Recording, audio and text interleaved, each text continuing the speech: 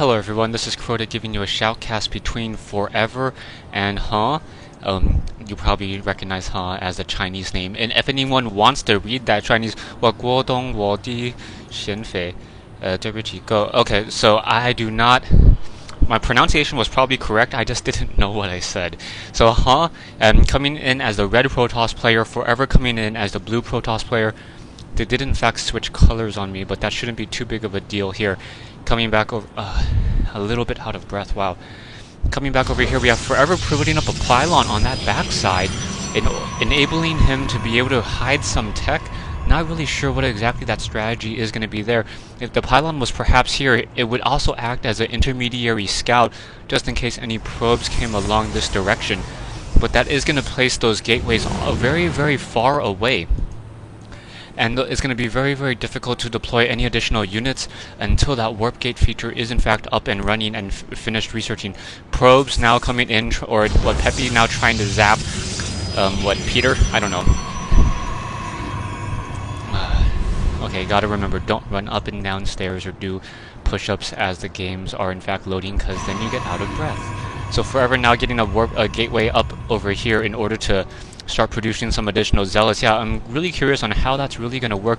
In comes this probe. Probe going to try to do a little bit of scouting, perhaps suspecting that there is in fact some sort of weird trick involved, and now it's going to have to start scouting around.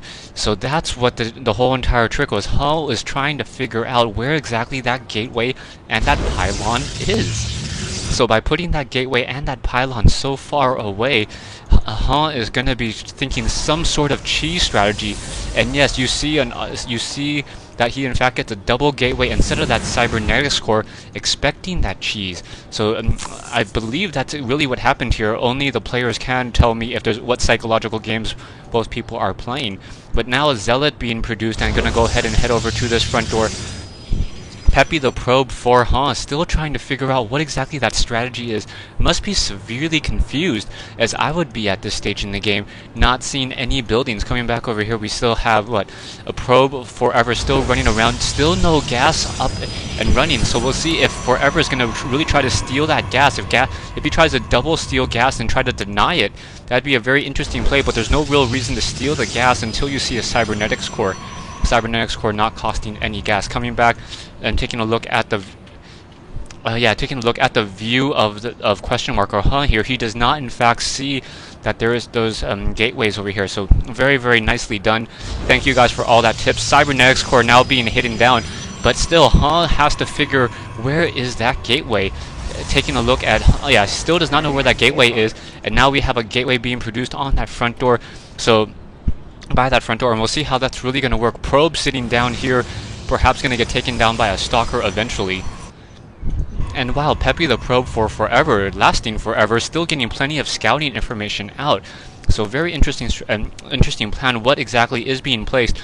Perhaps if there was like some sort of Stargate Void Ray tech being built over here, that would be very, very interesting as well.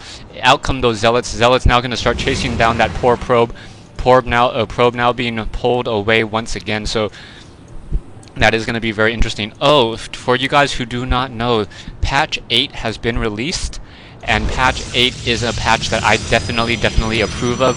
No more mass marauders. Even though I am a Terran player, I never really enjoyed massing marauders, as it just didn't seem right to only create one unit and then just try to steamroll your opponent with it.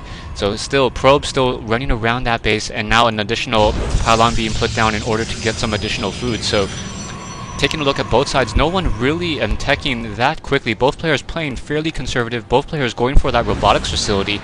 I really want to see a little bit more variety in terms of Protoss play. Perhaps a Twilight Council first, or a Stargate before that robotics facility. But then again, those Immortals are just so powerful that there's not that much you can really do.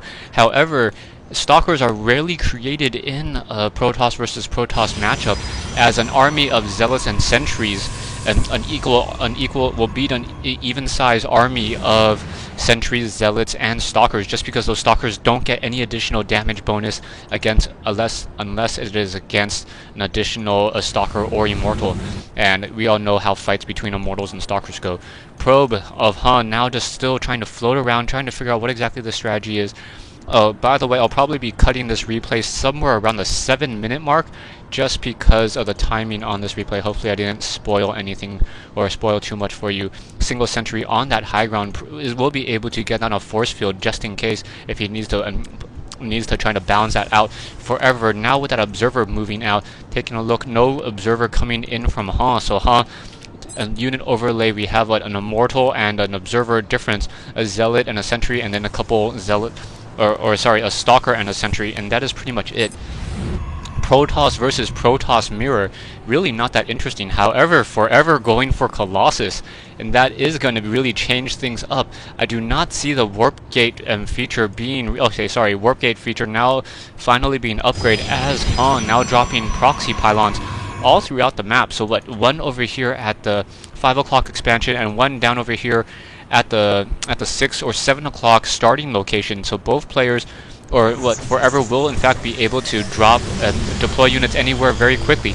We do see a robotics facility, and the robotics facility producing a Colossus as well, so both players pretty much doing the same exact strategy, and it's very strange how both players, not really seeing the other player's base, really did come up with that same strategy. Those zealots do not in fact have charge, or do not have charge, so they will not be able to chase down those units. An additional gateway being warped in, so it's going to be quad gateway, all those gateways not next to each other. That's one of the benefits of the new multi-building select and the warp gates. You don't need to have all of your common buildings next to each other as you did in the original StarCraft. In the original StarCraft, it was almost like, okay, go to where your gateways are and then massively click to try to spam up Dragoons. Okay, now go over to where your Stargates are and try to do the same thing. Now you can just multi-building select, and you can, Protoss, it feels like, off of this particular matchup, has more options in where they can and want to place buildings. Warp gate nearing completion, and also setting up an additional Nexus over here, so that Nexus will in fact be up and operational in just a moment, and then we will have an expansion for so perhaps will get some sort of economic advantage. Army-wise, however, Forever is in fact, what, 200 minerals and 200 gas stronger, and also Forever is also taking his own natural expansion.